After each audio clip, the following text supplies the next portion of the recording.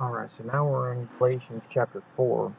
Um, chapter 4 is a pretty long one, so let's see if we can get through it.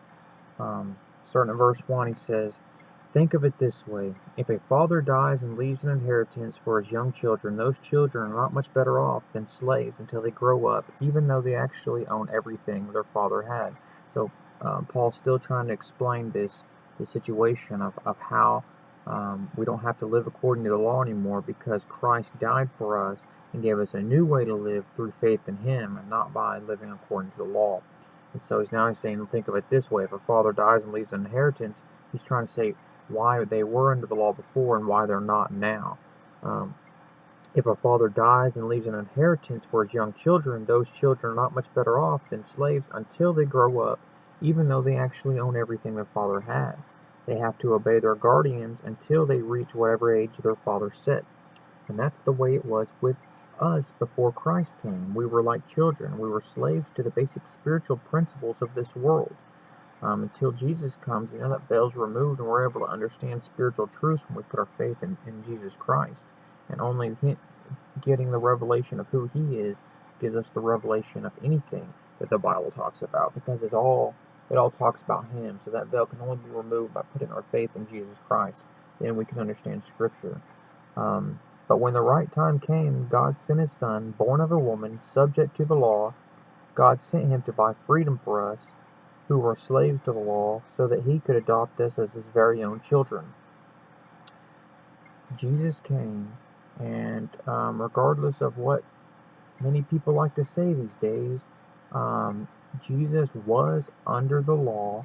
He did not break the law at any time in his life, and God did not break the law in order to save us. Okay, Christ came and he fulfilled the law in its entirety. So the law has been completely fulfilled now, and that's why we don't have to follow the law anymore, because Christ came and he fulfilled it all, and so he gave us that righteousness that he got from fulfilling the law in its entirety. He gave to us. So now the fulfillment of the law has been put on us. We don't have to follow the law anymore because Christ already did it. Okay? So at the right time, God sent his Son down here, born of a woman, Mary, subject to the law. He was subject to the law like we are, or we were. God sent him to buy freedom for us, who were slaves to the law, so that he could adopt us as his very own children. And because we are his children, God has sent the Spirit of his Son into our hearts, prompting us to call out, Abba, Father. Now you are no longer a slave, but God's own child. And since you are his child, God has made you his heir. So we are now all children of God. And if we live by faith in Jesus Christ. Now a lot of people like to confuse faith with believing, or even just saying words that you believe. Because I believe that anyone that truly believes in Jesus must believe that he is who he says he is. Therefore, believe the words in this book. Therefore, follow the words in this book, because the book says, the Holy Scriptures say, Jesus said, if you love me, you'll obey my commandments. Okay? How can we say that we love God if we're not following these commandments and seeking him and spending time with him? Now that we're able to have a relationship with the Father of the universe, the creator of all things, we should be jumping all over that, and now we are heirs. Therefore, if we suffer with Christ and we seek him with all of our heart and we're faithful to our calling and he's put on our lives, and it's not like we're fighting for salvation anymore. He's given us that freely. But now we're fighting to earn these crowns that he's promised us, so that we're able to reign with him, the one who loves us so much, to spend eternity on a throne with him, reigning with him as fellow children of God. And that's a prize, that we have to run this race in order to receive the prize, as Paul says, we have to beat our bodies into submission and make sure that we do everything it takes, take every thought captive and preach the gospel undefiled and make no compromises in our life to show God how much we appreciate and love the fact that he sent his Son to die for us when we don't even deserve it. Verse 8, before you Gentiles knew God, you were slaves to so-called gods that do not even exist. So now that you know God, or should I say now that God knows you, why do you want to go back again to become slaves once more to the weak and useless spiritual principles of this world? Because you are worshiping things that you made with your hands that aren't even really gods. They don't even really exist at all. Demons really, if anything. And you're wanting to go back to that type of stuff after God filled you with his own spirit and saved you from hellfire, from eternity apart from him, and you want to go back to those meaningless. I never understand that.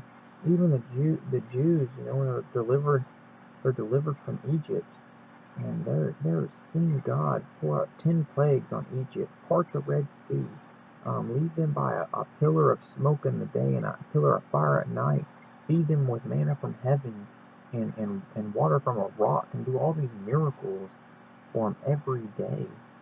And yet they build a golden calf to worship because Moses took too long to come down from the mountain.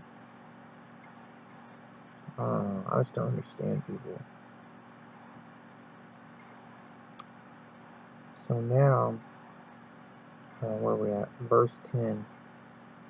If you are trying to earn favor with God by observing certain days or months or seasons or years, I fear for you. Perhaps all of my hard work with you was for nothing. Dear brothers and sisters, I plead with you to live as I do in freedom from these things, for I have become like you Gentiles, free from those laws. This is obviously pretty serious, and not following these laws anymore, and so many people, I mean, even the like keeping the Sabbath holy. I understand how that seems harmless to some people, that, keep the Sabbath holy is part of the 10 Commandments. We're not supposed to kill or murder or do anything like that either. Listen, Jesus summed up everything in 2 commandments. Love your neighbor as yourself, and the first one is love God with all your heart, mind, soul, and strength. And these two, nothing, it fulfills everything. It's an easy yoke to put on yourself. To observe the Sabbath as a holy day, yeah, that's awesome. That seems harmless. But what Paul's trying to say here is, listen, we are free to worship God with all of our hearts every day of the week now.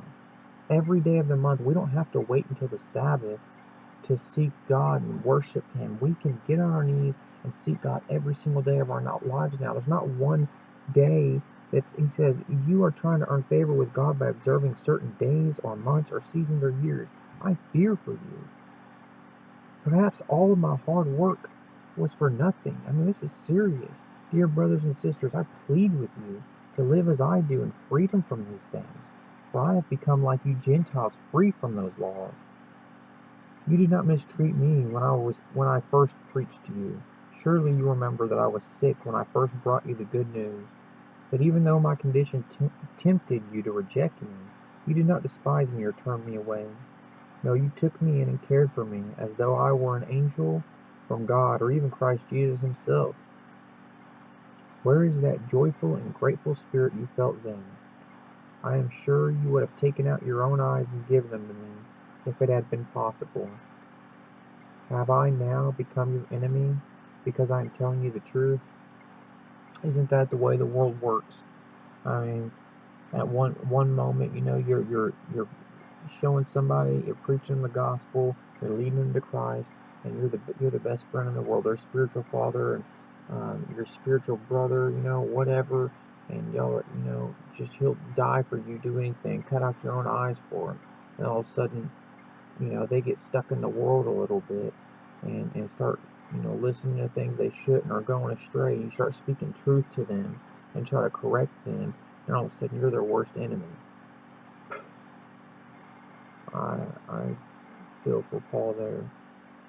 Those false teachers are so eager to win your favor, but their intentions are not good.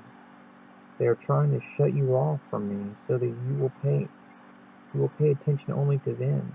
If someone is eager to do good things for you, that's all right, but let them do it all the time, not just when I'm with you.